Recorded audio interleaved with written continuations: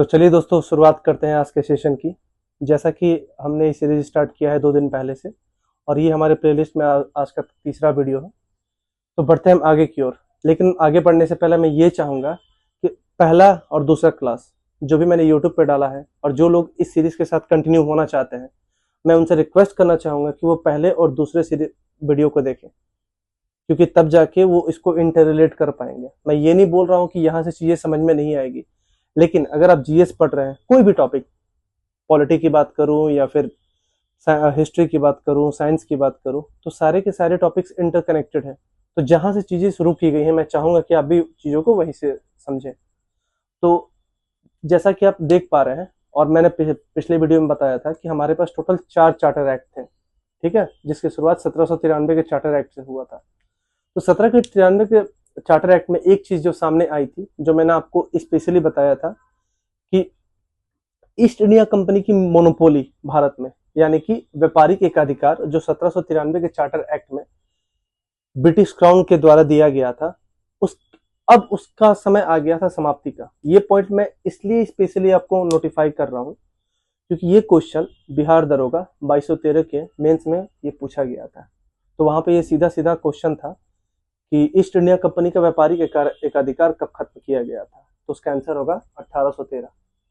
व्यापारिक एकाधिकार खत्म करने का मतलब ये है कि अब ब्रिटेन की ओर से सिर्फ और सिर्फ ईस्ट इंडिया कंपनी ही भारत में व्यापार नहीं करेगी, और भी दूसरी कंपनियां जो भारत में आनी चाहती थी व्यापार के लिए, वो यहाँ पे आ सकती थी। लेकिन इसके लिए एक एक्सेप्शन भी रखा गया था। क्या आप यहाँ देख पा रहे हैं? व्यापारिक एकाधिकार को तो खत्म कर दिया गया था, लेकिन भारत में चाय और अफीम जिसे हम ओपीएम भी कहते हैं, उसके व्यापार का एकाधिकार अभी भी अंग्रेजों के पास था। साथ साथ चाइना में अधिकार का व्यापारिक अधिकार अभी भी अंग्रेजों के पास ही था, ईस्ट इंडिया कंपनी के पास, ठीक है। लेकिन जैसे मैं आपको चार्टर एक्ट 1833 में ले जाऊंगा, वहां पे मैं आपको दिखाऊंगा कि ये जो व्यापारिक एकाधिकार चाइना के साथ रह गया था, उसको भी समाप्त कर दिया गया, ठीक है। और इसका जिक्र मैंने पिछले वीडियो में भी आप लोगों को किया था कि 1793 जब मैं बता रहा था, तो वहां पर मैंने इस चीज को आपको बताया था कि 1813 का चार्टर एक्ट और 1833 के चार्टर एक्ट में कहीं ना कहीं व्यापारिक एकाधिकार को समाप्त कर दिया जाएगा।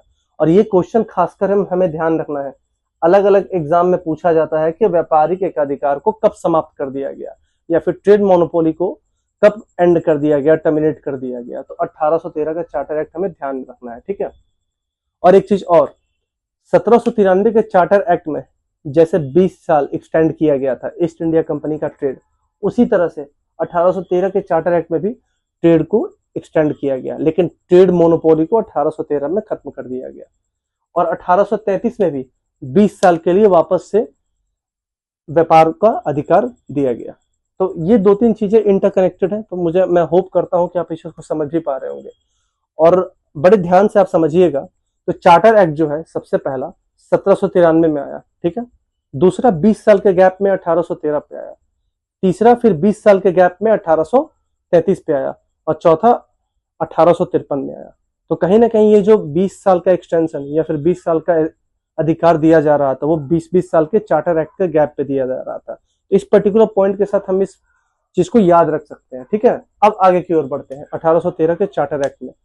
आज मैं चाहूंगा कि इस पर्टिकुलर 2 चार्टर एक्ट को बड़े ध्यान से आप लोग समझें। मैं ये नहीं बोल रहा हूं कि पिछलों को नहीं समझे, लेकिन 1813 और 1833 के चार्टर एक्ट से क्वेश्चन डायरेक्टली एग्जाम में पूछे जाते हैं, बिना किसी वर्ड के चेंजिंग के। तो जो जो पॉइंट मैंने यहाँ पे मेंशन किया, मैं चाहूंगा कि आप उसको मार्क करें। और वीडियो में आगे बढ़ने से पहले मैं आपको 1-2 चीजें और बताना चाहूंगा। आज से हमने एक नया इनिशिएटिव लिया है।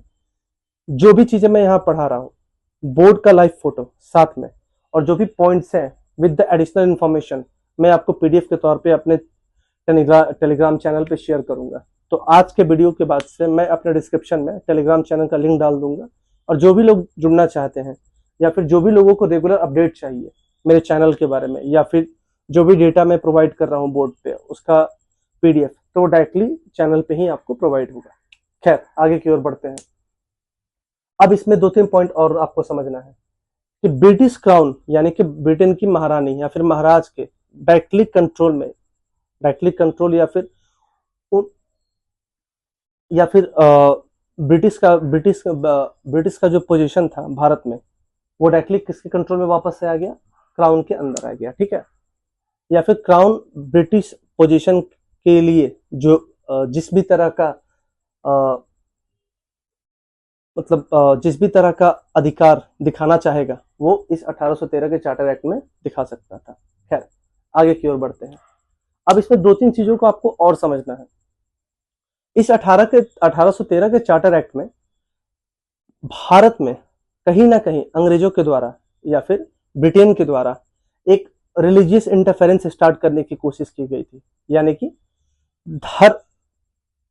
कि इस चीज को आप ऐसे समझिए कि ब्रिटेन की ओर से क्रिश्चियन मिशनरीज या फिर वो लोग जो कि ईसाई धर्म के प्रवर्तक थे, उनको भारत में आने की अनुमति दी गई। तो कहीं ना कहीं इस चीज से हम ये चीज समझ सकते हैं कि इंटेंट या फिर जो नियत रही होगी भारत में दूसरे धर्म या फिर ईसाई धर्म को भारत में ला करके भारतीयों का धर्म परिवर्तन या फिर अनेक तरह की चीजें की गई होंगी। तो यहाँ पे इस चीज को आपको बड़े ध्यान से समझना है। सीधे सीधे यहाँ से क्वेश्चन पूछा जाता है कि किस चार्टर एक्ट में क्रिश्चियन मिशनरी या फिर ईसाई प्रवर्तकों को भारत में आने की अनुमति दी गई ब्रिटेन के द्वारा? तो इसका भी आंसर 1813 होगा। ये सारे पॉइंट्स मैं बार बार बोल रहा हूँ, एग्जाम्स में पूछे जाते हैं और आपको इस चीज को बड़े ढंग से समझना है और चीजों को 2 बार 3 बार 4 बार समझना है। वीडियो को नहीं होगा तो आप रोकिए, वापस से पीछे की ओर जाइए और समझिए इस चीज को।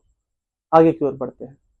इस 1813 के चार्टर एक्ट में ये भी बात बोली गई थी कि 1 लाख रुपए का खर्च भारतीयों के एजुकेशन या फिर शिक्षा के ऊपर किया जाएगा। तो यहां से भी क्वेश्चन उठता है कि किस चार्टर एक्ट में 1 लाख रुपए भारतीयों की शिक्षा के ऊपर खर्च करने की अनुमति दी गई थी? तो इसका भी पॉइंट होगा 1813 का चार्टर एक्ट, ठीक है। तो ये 3-4 चीजें जो आपको ध्यान में रखना है। और एक ऐसी चीज है जो आपको जानना चाहिए, वैसे वो बहुत ज्यादा इंपॉर्टेंट नहीं है लेकिन कहीं ना कहीं इसका पार्ट है, तो मैं नहीं चाहूंगा कि आप चीजों को स्किप करें, क्योंकि एग्जाम में मेरिट जो है 1 नंबर, 1.5 नंबर और 2 नंबर के लिए लोग मिस करते हैं।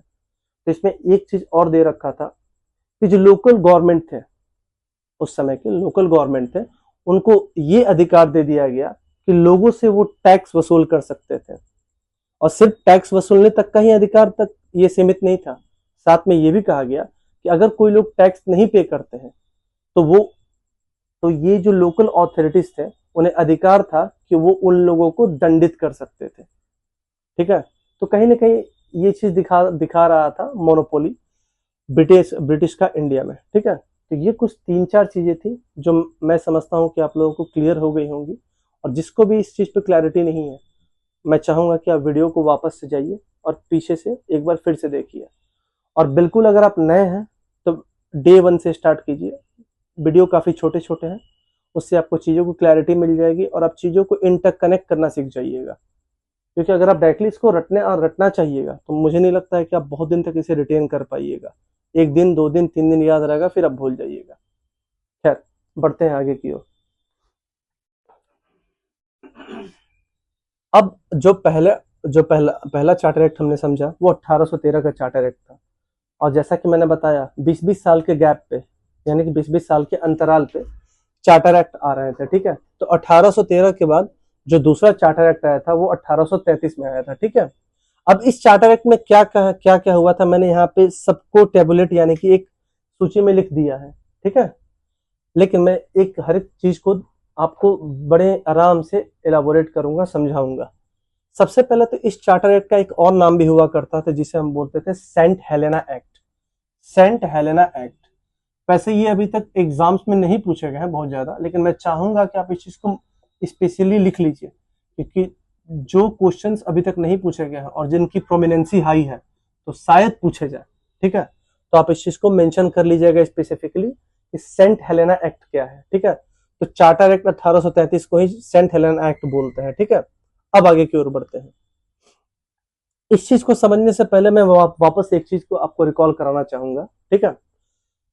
क्या हमने ये चीज पहले पढ़ रखा है कि 1773 के रेगुलेटिंग एक्ट में, जो पहले वीडियो में मैंने मेंशन किया था, उस समय जो बंगाल का गवर्नर था उसे गवर्नर जनरल ऑफ बंगाल कर दिया गया, ठीक है। और इस 1833 के चार्टर एक्ट में उस गवर्नर जनरल ऑफ बंगाल को क्या कर दिया गया, गवर्नर जनरल ऑफ इंडिया कर दिया गया। यानी कि इससे हम ये चीज समझ सकते हैं कि कहीं ना कहीं बंगाल के गवर्नर के पावर में लगातार बढ़ोतरी हो रही है, ठीक है। और उसके काउंसिल्स के पावर में, जो एग्जीक्यूटिव काउंसिल जो 4 लोगों का मेंबर था, ठीक है, इसमें 4 मेंबर थे, और वो भी स्टैब्लिश किया गया था कहीं ना कहीं 1773 के चार्टर रेगुलेटिंग एक्ट में, और जिससे धीरे धीरे कमजोर करने की कोशिश शुरू कर दी गई थी। अगर आप प्रीवियस वीडियो को जाके देखिएगा तो उसमें 1786 का एक्ट मैंने पढ़ाया था, 1793 का एक्ट मैंने पढ़ाया था। तो कहीं ना कहीं उनके पावर को कम किया गया और गवर्नर के पावर को बढ़ाते चला गया। और यहाँ पे तो एक चीज और हुआ, ठीक है ना, सिर्फ ये governor general of Bengal, governor general of India ही नहीं हुआ, साथ में ये जो गवर्नर जनरल ऑफ बंगाल था, इसकी लेजिस्लेटिव पावर काफी प्रोमिनेंट हो गई, यानी कि काफी एक्सक्लूसिव हो गई, बढ़ गई।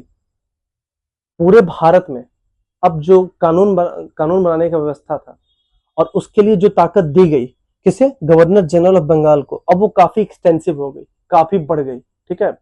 और इसके पावर को बढ़ा दिया गया।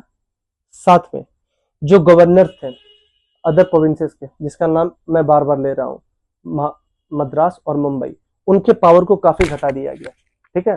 किस टर्म में, लेजिस्लेटिव पावर में, यानी कि कानून बनाने के क्रम में, ठीक है। इस 2 चीज को हमें याद रखना है।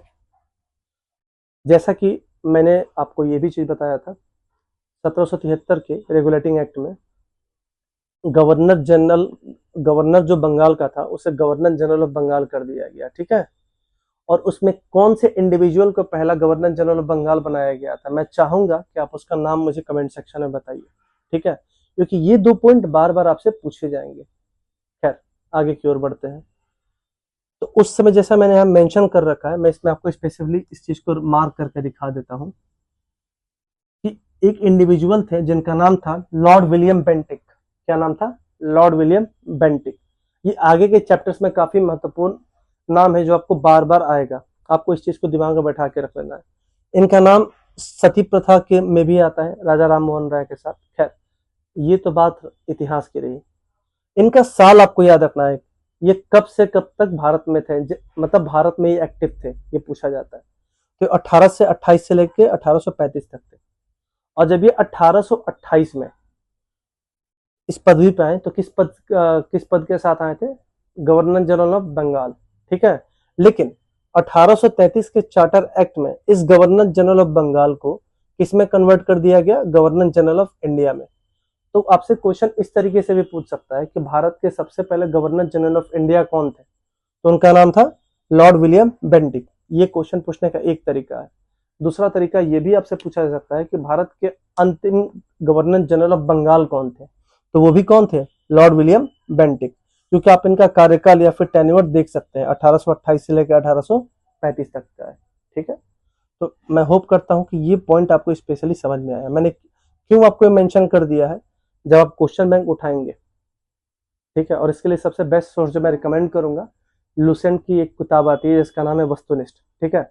आप जाइए, उसमें इस क्वेश्चन को देखिएगा, लॉर्ड विलियम बेंटिक के रिगार्डिंग पहले ही चैप्टर में आपको मिलेगा, जिसका नाम है भारत का संवैधानिक विकास। उसमें आपको क्वेश्चन जो मैं बता रहा हूँ स्पेशली, क्योंकि वो एक कलेक्शन है मल्टीपल एग्जामिनेशंस का, तो आपको ये क्लियर हो जाएगा कि किस किस एग्जाम में क्वेश्चंस का पैटर्न क्या है। एक्चुअली होता ये है कि हमें क्वेश्चन दिखता है, हमें सब चीजें पता है, लेकिन हमें यही नहीं क्लियर रहता है कि क्वेश्चंस का टाइप क्या होता है, ठीक है। तो इसलिए मैं आपको प्रॉपर इलाबोरेट करके ये चीज बता रहा हूँ कि क्वेश्चन किस किस तरीके से आते हैं। तो मैं आपको साथ में ये भी एक रिकमेंडेशन दूंगा कि जो जो पॉइंट मैं आपको बताते जा रहा हूँ या फिर चार्टर एक्ट बताते जा रहा हूँ, उस चार्टर एक्ट के पर्टिकुलर क्वेश्चन उस किताब में दिए हुए हैं, और वो सबसे बेस्ट सोर्स है इनिशिएट करने के लिए, फिर शुरुआत करने के लिए वैसे लोगों के लिए जिन्हें बहुत ज्यादा जीएस की समझ नहीं है। क्वेश्चंस आपको बिल्कुल रिलेवेंट मिलेंगे और टू द पॉइंट मिलेंगे, जो आपको मैं बता रहा हूँ। खैर, आगे की ओर बढ़ते हैं। और ये क्या था, ये अंतिम प्रयास था या फिर अंतिम एक्ट था किसकी ओर, केंद्रीकरण करने का भारत का। क्यों, क्योंकि आप देख पा रहे हैं यहाँ जो गवर्नर जनरल ऑफ बंगाल को किसमें कन्वर्ट कर दिया गया, गवर्नर जनरल ऑफ इंडिया में। अभी मैं और आपको 2-3 चीजें समझाऊंगा जिससे आपको ये चीजें क्लियर होंगी कि क्यों सेंट्रलाइजेशन की मैं बात कर रहा हूँ, ठीक है। आगे की ओर बढ़ते हैं।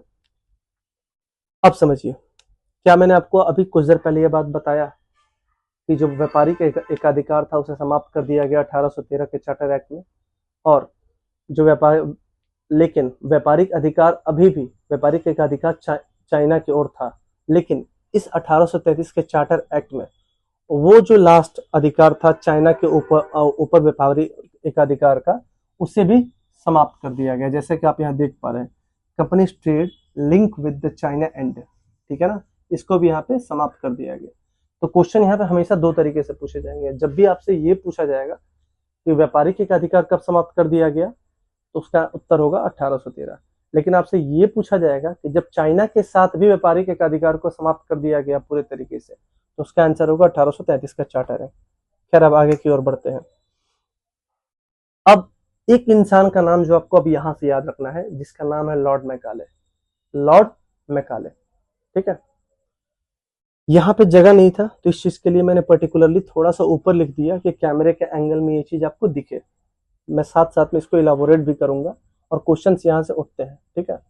ये लॉर्ड मैकाले जो है, लॉर्ड विलियम बेंटिक के काल में फेमस हुआ, और इसने भी कुछ इंपॉर्टेंट काम किए भारतीय इतिहास में, जिसके चलते इसे याद किया जाता है, ठीक है। इसने उस समय लीगल रिफॉर्म किए, यानी कि कानूनी रेक्टिफिकेशन, लीगल रेक्टिफिकेशन, जो भी कमियां उस समय के कानून में रही होंगी, इस लॉर्ड मैकाले ने लॉर्ड विलियम बेंटिक के काल में किया, ठीक है। और साथ साथ में इसी लीगल रिफॉर्म को नाम दिया गया मैकाले कोड, ठीक है। तो आपसे पूछा जा सकता है कि मैकाले कोड किसके काल में आया, या फिर मैकाले कोड कौन लेके आया। तो एक ही इंडिविजुअल आपको नाम याद रखना है, लॉर्ड मैकाले, ठीक है।